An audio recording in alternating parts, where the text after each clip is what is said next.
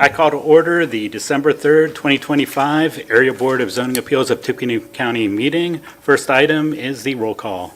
Ed Butts. Here. Steve Clevenger. Here. Brad Halberg. Here. Robert Novak. Here. Gary Schroeder. Here. Tim Vanderplatz. Here. Quorum present. Thank you. Next item is the approval of the minutes from the last meeting. I move to approve the minutes from the October 22nd, 2025 ABZA public hearing as submitted. Second. Any comments or corrections? Hearing none, all in favor, say aye. Aye. Opposed?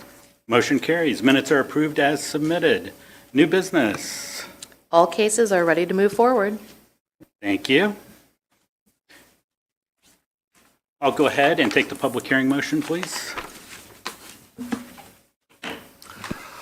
I move that there be incorporated into the public hearing portion of each application to be heard this evening and to become part of the evidence at such hearing, the Unified Zoning Ordinance, the Unified Subdivision Ordinance, the Comprehensive Plan, the bylaws of the Area Board of Zoning Appeals, the application and all documents filed therewith, the staff report and recommendation on the applications to be heard this evening, and responses from checkpoint agencies.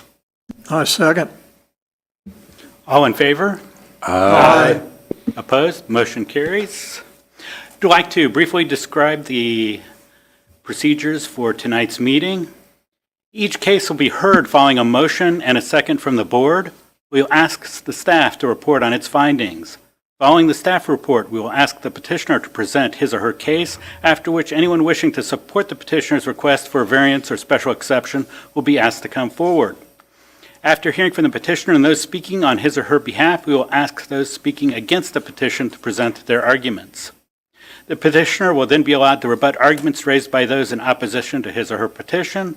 Following the rebuttal, the board may wish to ask questions of the petitioner's supporters and opponents of the petition or of the staff. The staff will have the opportunity at this time to make any necessary clarifying comments. We will then vote by use of a prescribed ballot. 4 votes are necessary in order to make any decision. In the absence of 4 votes, either for or against, the petition is automatically continued to the next meeting. Please observe the following guidelines for the sake of time and fairness to all. State your name and address for the record before you speak. Limit your remarks to 5 minutes or less. Do not repeat arguments that have been brought up by others. Remember that all visual aids used to support your arguments will remain the property of the board. Cell phones must be turned off while the meeting is in session. Please step out of the room before using your cell phone. With that in mind, we'll hear our first case. I move to hear and vote on BZA 2215, Chris Diskin. Petitioner and owner requests a variance to reduce a front west setback along US 52 South from the required 60 feet to 26 feet for a proposed pole barn. The A-zoned property is located at the intersection of US 52 South and Wyandotte Road, specifically 6002 Wyandotte Road, Sheffield 19, Northeast 22-3. I second. Motion and second. We'll hear from staff, please. Good evening, Christine Rail, APC staff. Like Robert said, we are out in the ag zone, 52 South and Wyandotte Road. The oddly shaped lot that's out here is agriculture surrounded by all other agriculture properties. You can see the property has a house with what you see on the north of it is some dirt track mounds, and there's also a septic field up that way. And to the east is a creek that runs through it. So he's very limited to where he could put his pole barn that he is proposing. And here is the drawn up that you can see. He's got the creek listed and the barn itself. And a little bit better picture of the property with the, and 52, because it's a divided primary, you know, the easement on there is 60 foot, so he's pretty limited, even though it's about 30 foot between the pavement and the tree line. So he does have a little bit of a buffer yard already, but this is a self-imposed hardship. You know, it's not necessary to have a pole barn on your property, but what he's wanting to propose, if he made it a little bit smaller, he could maybe do it with a less variance, or be able to build something without a variance. But as you can see, he's definitely limited by the buildable area. But because it's, like I said, a self-imposed hardship, we have to recommend denial. So I'm sure he'll be happy to, we're happy to answer any questions, and I'm sure he'll explain what he's wanting. Thank you. Thank you, Christine. Petitioner, his or her representative.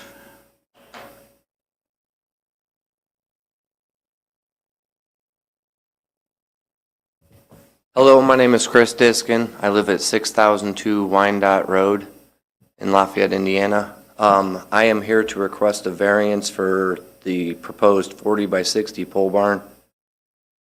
I'm trying to build this pole barn for storage purposes. I've had some theft on my property. I would like to try to put some of my vehicles inside this proposed pole barn. Like she had mentioned, it is a safe distance off the road and about 16 to 17 foot off the tree line. I'm limited a lot with the area.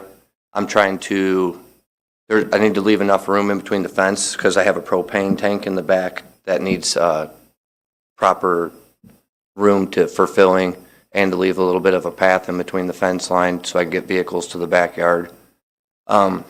Originally, I had proposed doing a 48 by 48, but since it was limited, I figured we'd slender it down, which still leaving a little bit of access to put some storage stuff in there, and that big camper in my driveway, as you can see.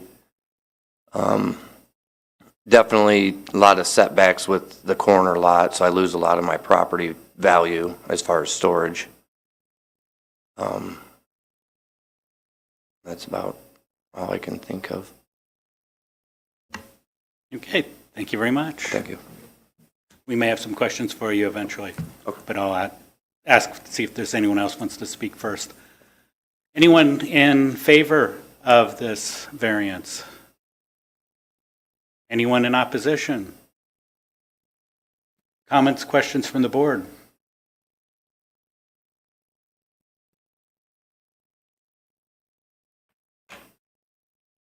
Hearing none, we've got a ballot.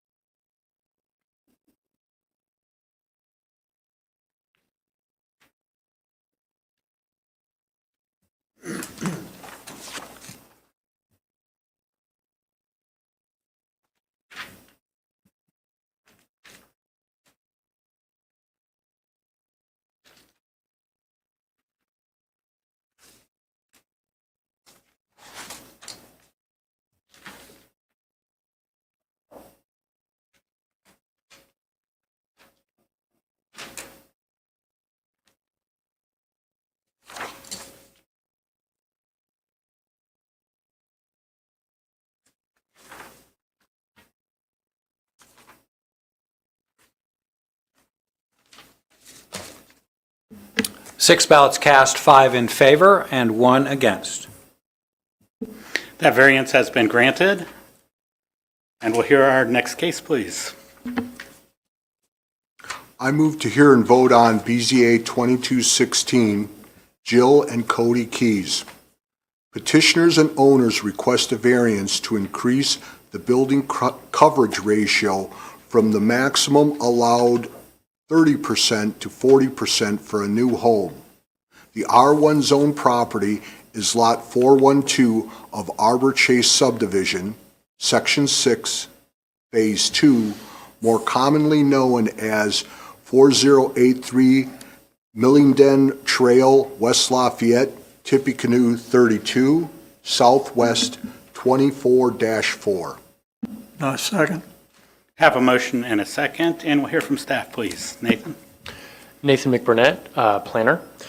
We are out here in the Arbor Chase subdivision, Phase 6, an area that's still being built out. The surrounding properties, all mostly within the subdivision, are zoned R1. To the southeast of this property is an outlot that you'll see that has no frontage, that's completely forested. Right now, it's not owned by the property owner. Closer up aerial here. The lot, I know, kind of maybe looks smaller compared to the adjacent lots, but this is actually pretty, the size is about 15,000 square feet, so it's pretty common for Arbor Chase. What's being proposed is a single-story home that is a little over 6,000 square feet. Single-story homes are not uncommon in Arbor Chase, but they're not, you know, the majority of homes are two-story homes. And some of the homes do have a footprint that is this large. But part of the reason why the footprint we're assuming for this home is this large is because it's a single-story home. So naturally, it's going to have a larger ground floor area. You'll see on the site plan, there's a covered porch area on the southeast side, the back end of the house, that surrounds a pool there. I'm sure the petitioner can speak more to that. So that is included within the measured area, ground floor area of the house. As we talked about in ordinance committee before this today, the commissioners are seeking to increase the building coverage ratio across residential zones. And so right now, the building coverage ratio is at 30%. There's been a request to increase that to at least 35%. That's still a point of discussion.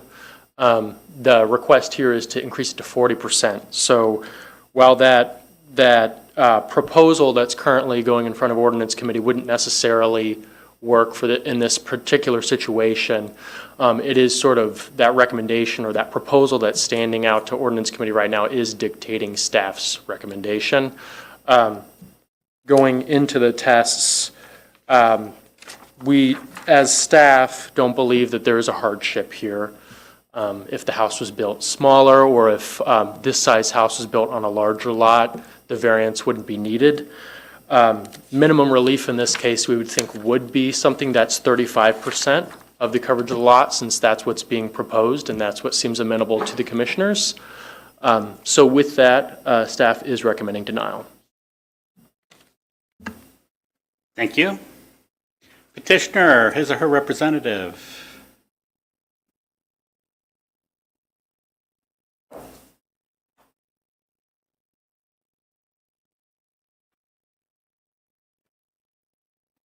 My name's Cody Keys. Jill Keys. 3997 Sheck Court, Lafayette. That's the current address. I guess we have a large family, right? So that's why we're requesting this in the first place. Like we basically have raised our family here. You know, we have 5 kids that they all are in that school district, out in that school area, and this is, you know, the property that we obviously selected to build this house.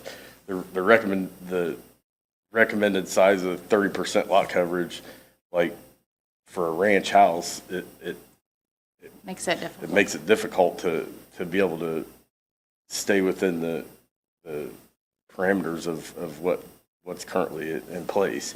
And with the other properties that are around it, like, I don't know how to do that, but like the lots that surround that area where we're building this house, they're all bigger, right? The lots are bigger. And with restricting the size of this particular house that we're wanting to build, like, we feel like it'll help those property values, you know, especially the house to the north. It's a bigger house, which I don't know how it's set up on 2 lots basically, or it was built into that original development. So it's a bigger house, you know, all the houses around it, it'll fit perfectly, like, within the scheme of that section of the neighborhood. And when we had first started designing this house, we were unaware of the 30% coverage ratio at the time. And not until the lady that is currently drawing our plans contacted us and said, I'm drawing them for somebody else in this neighborhood. And they're telling me about the 30% coverage. And so we played around with it a lot. And without having to go back and forth to the drawing board too much. And I would say that a huge portion of, or square footage is that huge covered back porch in the back, since we had to add that in. I think it was close to like 1,600 square feet or something of covered porch. So that's an exterior. So the counting of the building coverage, the porches are counted as that because they have a roof over it. Yeah. And so between the front porch and then that huge back covered porch. So, you know, we could always take the roof off of the porch in the back, but I think to go with the look of the other houses around it and to make it be aesthetically look. Plus, we back up to the wetlands that will never have anything built back there. So if we do cover the porches, it doesn't really affect neighbors because it's a U-shaped home. So, you know, no, the other neighbors, surrounding neighbors wouldn't even see that or, so that's something we could play around with. But as far as the other, basically, we didn't know about the 30% till we already had the plans drawn. And so we'd go back to the drawing board, obviously, or have to maybe find a different property for our home, so.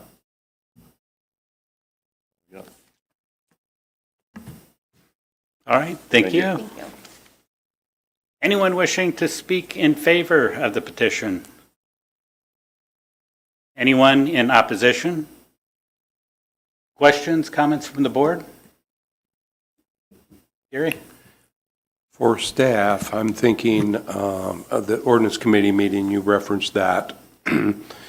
Even though we're just, I think, proposing 35, I think we talked about Millbrook did a R3 with commitment that they actually are at 40% coverage. So I'd say that's not necessarily unusual for this. We're just not there yet. So anyway, I think that this is reasonable request. Thank you. Thank you.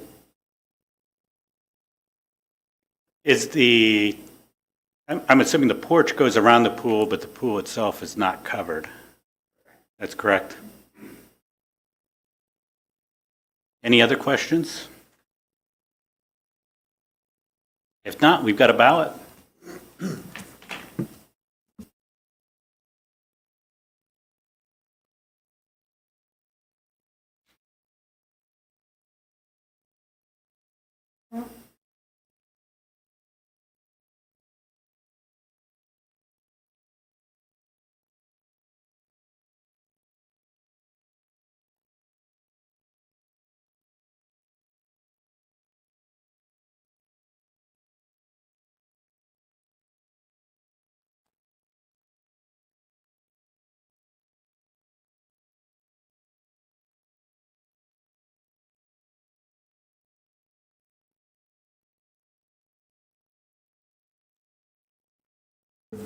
Six ballots cast, 6 in favor.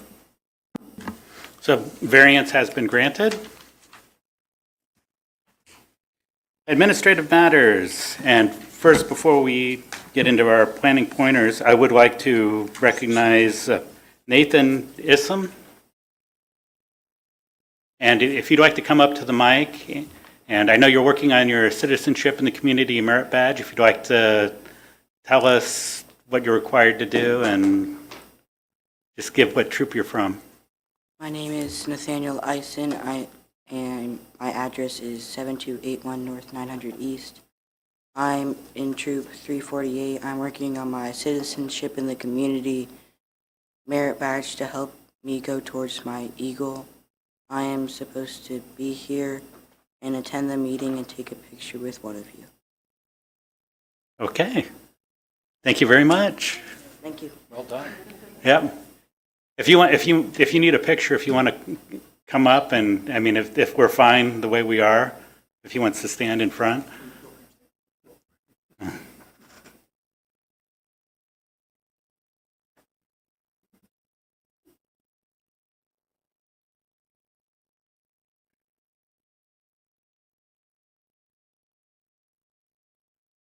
Thank you. Thank Good job, you. Scout. Yep, good job. And continue with administrative matters. Sure. So this would be, if the board is amenable, our first planning pointer. If you are all interested in learning about the findings. I think we have time tonight, that's just my opinion. I think we've got time too, since we've only had, it's only 20 after, and we predicted it'd last half an hour. To each one. So Christine is going to hand out a little printout for you all, just to take some notes if you're interested in taking something home with you today, but you'll also have the minutes and the recording here to refer back to if you want to. So tonight's discussion will feature the first 4 findings only. Staff felt that the hardship finding warrants its own discussion. So as we go through these, please feel free to interrupt for questions. The findings presented in each application, as well as on every staff report, are taken directly from the UZO as mandated by Indiana code.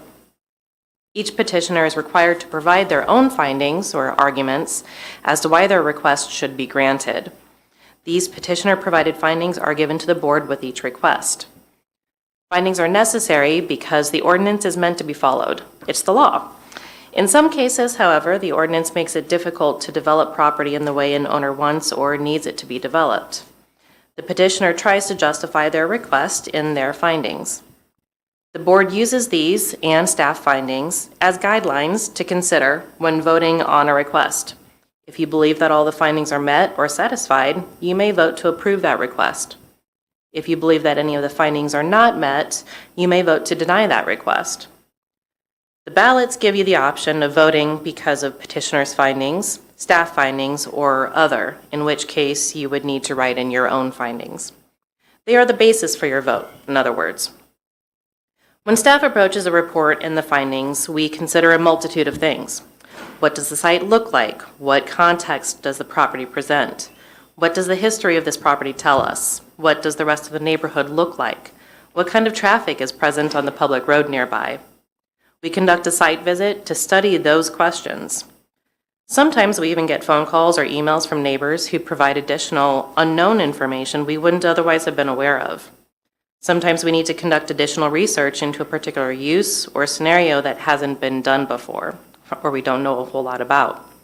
Bottom line is there are so many different things we consider as we develop the arguments for each of the findings that are presented in the staff reports. So we'll go through the first 4 findings using a real-life example from 2014 for a variance for a front setback of 14 feet instead of 25 feet for a roofed front porch. The site plan is on the screen now as a reference point, and you have a copy of that as well. Side note, site plans can be its own planning pointer as well. All right, so the first finding is the Area Plan Commission at its, insert date here, meeting determined that the variance requested is not a use variance. The full APC board always makes this determination for the ABZA, which is usually a bit of a rubber stamp item on their agenda. The executive committee makes the same determinations for any Lafayette BZA variances. Use variances are not allowed in our county, so that's why they have to vote on that determination. This means that a petitioner may not be granted a variance to, for example, allow car repairs in an R1 zone. Only development standards can be varied. The rest of the findings are all staff's opinion. Number 2, granting this variance will not be injurious to the public health, safety, and general welfare of the community. In this case, a roof porch will not have a negative impact on existing site distance of either Cherry or Howard Streets. In this case, the site visit informed us that that location would not pose any safety issues for drivers. It wouldn't be blocking the view of drivers, for example. So it's about the context. The third finding, use and value of the area adjacent to the property included in the variance request will or will not be affected. In this case, it will not be affected in a substantially adverse manner. While the petitioner is encroaching into the front setback, there is such a low volume of traffic now and in the future on Cherry and Howard Streets, there will be no adverse effects. This was in Stockwell on Cherry and Howard Streets. Again, context really helps to answer this question of whether the use of adjacent properties will be impacted in an adverse manner. Questions we consider: is a covered porch going to make this house stick out like a sore thumb in relation to the rest of the homes on this block? That might impact the value of other properties. If this variance is granted, would it inhibit the adjacent property from adding on to their home or even using it in the same way?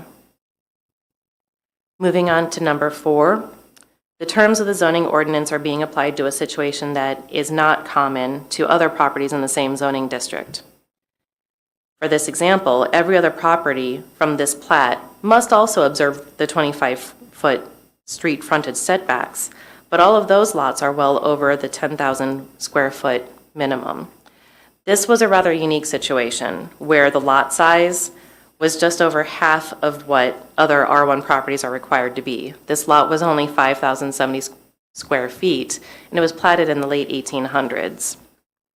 So in addition to the size, shape, and topography, in addition to size, shape, and topography are other considerations for this finding that staff looks at. You heard that with the one variance tonight. It had an unusual shape, right? Other things are like large drops in elevation that make it almost impossible to develop. Sometimes in this finding, we might also refer to other zoning districts that are maybe used similarly to the one in question.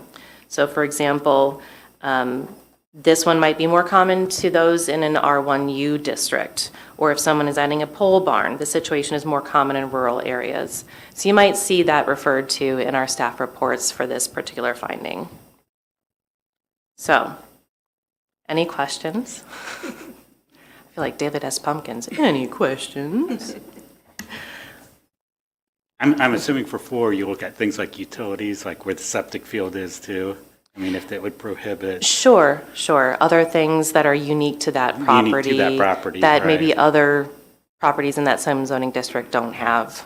Yeah, we don't have a whole lot of septics in R1s, for example, so it is unusual. Yeah. Exactly.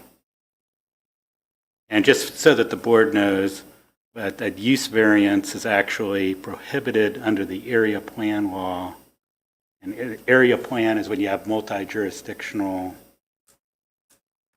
or a multi-jurisdictional board or planning commission. Mm-hmm. There are 3, under Indiana law, you've got advisory, which is single jurisdiction, you've got area, which is multi-jurisdictional, and then there's metro, which is Indianapolis. So there are use variances that are granted in other jurisdictions. Right. So you might have heard about that being applied somewhere else, just it doesn't apply here. Exactly. Yeah. Prohibited under state law by statute. Yes. Thank you, Steve. For the use, I understand if they wanted to open up like an auto repair shop, that would be use. But what about if it's an R1 and they wanted to go to an R2?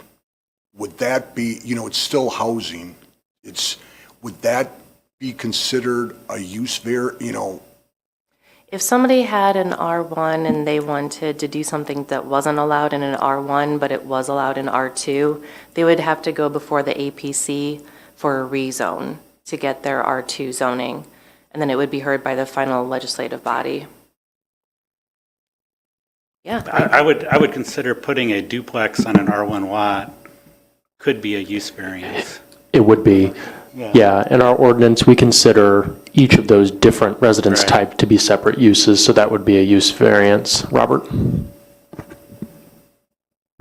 Which wouldn't be allowed. Right. Yeah. Nothing else?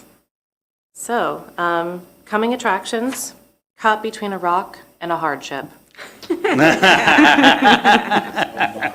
I would agree that probably is a separate topic, because Yeah. that's the hardest one. What's, hardship, self-imposed or not, so. Thank you. And the two different standards. Yeah, thank you very much. That was informative. Anything else for the board? I have a question. In preparation for tonight, I was doing some reading, and I noticed that my esteemed colleague, Gary Schroeder, and myself, our terms end with this meeting. So does that mean that, are we reappointed? Are we free of our debt to, or our dedication to the community? How, and this is my first renewal, so I'm just kind of curious what happens.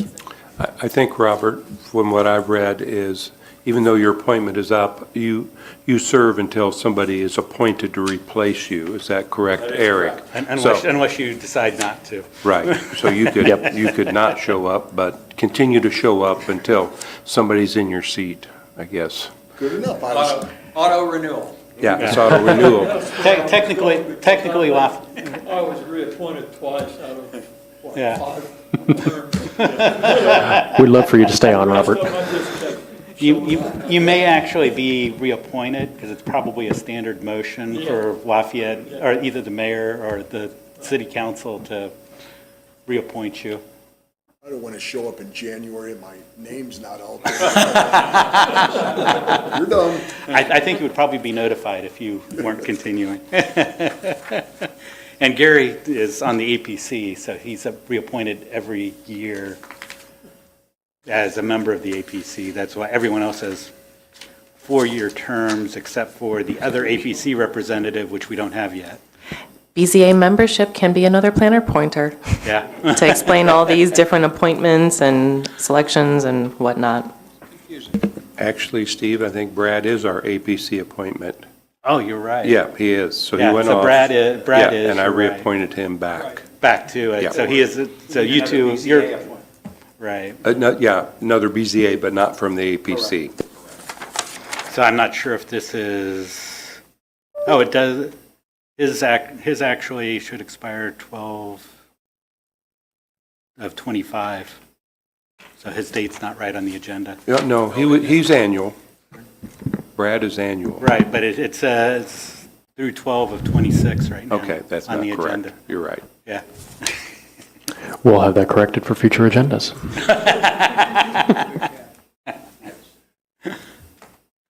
Anything else for the board? If not, I'll take that last motion. I move to adjourn. We are adjourned. Thank you, everybody. See you next year. Merry Christmas, happy holidays.